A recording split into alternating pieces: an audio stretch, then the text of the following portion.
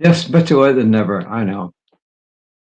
My colleague, Reverend Lisa, who does the morning readings every day of the week, begins always by saying hello or welcome, beloveds. And that's really not my thing, you know.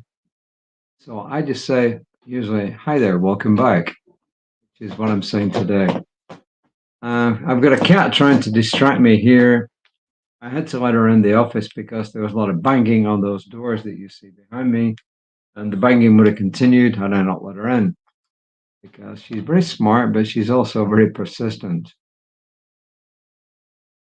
Today's reading, I'm going to read through the whole thing and then I'll just say a few things about it.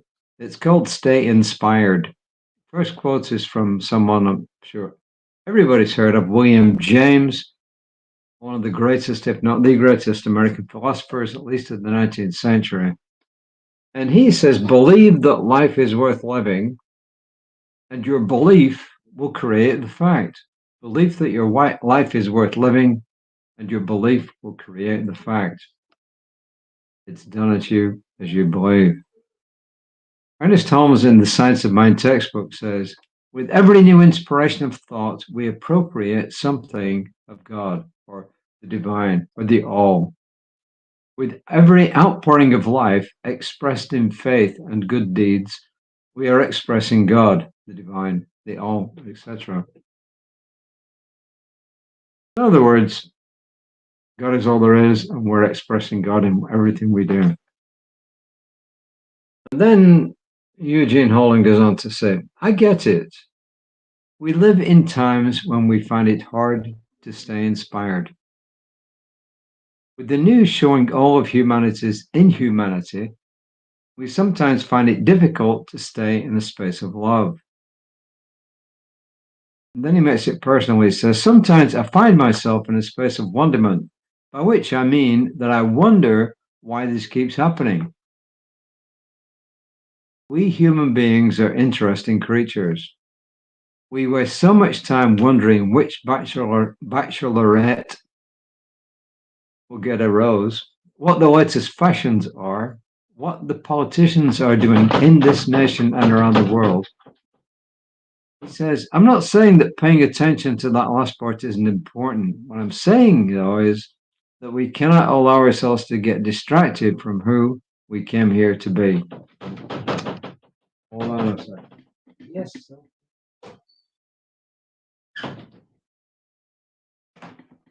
Well, you heard the banging. That banging was to go out. Cats are fickle creatures, also human beings, I guess. Albert Einstein said, quote, in the middle of every difficulty lies opportunity, unquote. Every experience is an opportunity to love. I'm going to talk about this a little bit in a second. Every experience is an opportunity to grow. To stay inspired, we must keep our focus on that which we desire. Do not allow yourself to be distracted from expressing your God-given desire. You are here on purpose for a purpose. He says, to be sure, we can't stick our heads in the sand. We can, however, be keenly aware of what's going on, stay focused and inspired to bring our desires into manifestation. Your desire for peace can help change the world. There's a few things I could unpack here. One of them is that every thought everybody thinks impacts everybody else in some way, shape, or form, minute or huge, everything. And I do believe that we're here for a purpose. My purpose, I think, is to help people in lots and lots of different ways. But I do believe my purpose in life is to help people, and I do try to express that. You know, the funny thing is, he was talking about here, he says, every experience is an opportunity to love. Every experience is an opportunity to grow. You know, I was at the gym earlier, well, this afternoon, actually, and somebody stepped on my foot. I forget. I don't know who it was even. But I felt really annoyed, and I don't know why I felt annoyed, because it wasn't a big deal, but I did. All of a sudden, I felt really annoyed. This is probably something in my subconscious going way back to God knows when. But instead of moving into that annoyance, I kind of took a step back in my mind and I thought, well, this is interesting. Why am I getting annoyed? This is trivial, you know? So I just stood back from it and kind of watched it from a distance. And the whole thing went away. So I don't know what triggered that annoyance, but I do know this, that instead of reacting, I responded, and I just stood back and kind of watched it. And I was kind of amused about the fact that I was annoyed. It's like, I don't know if you've ever done that. You observe yourself doing something. So has it got a lot to do with this?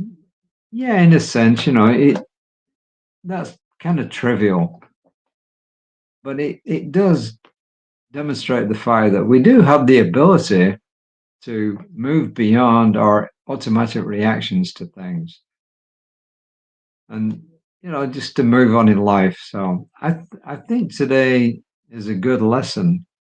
I think it's a good lesson to realize that we do have control over our emotions, and maybe it's because I do some meditation, I do some quiet time, some breathing, some spiritual mind treatment, and study decent stuff.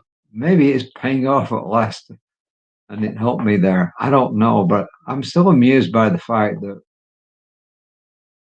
I got annoyed just because somebody stepped on my foot, and I said, I don't even know who it was actually.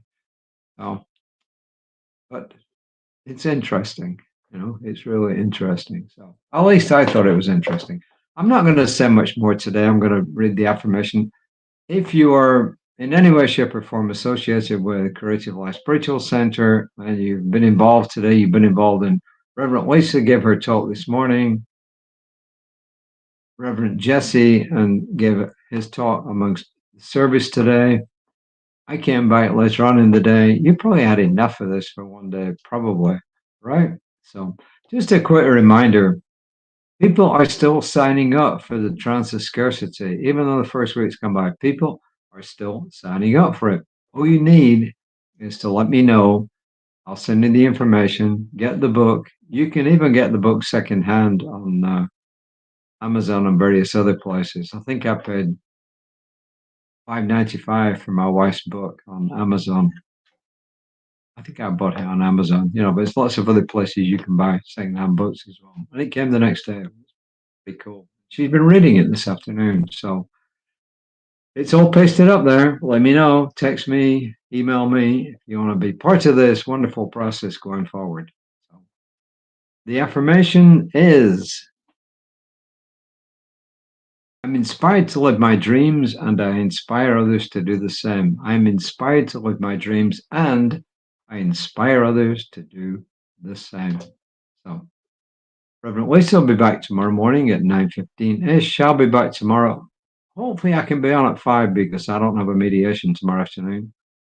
So until next time, please take care of yourselves. It's going to get cold again here later this week, so make sure that you are prepared for it. And if you've got animals that you take care of, make sure that you're prepared to look after them as well. And if you're in parts of the world where there's real winter going on and floods and snow and God knows what, please take care of yourselves.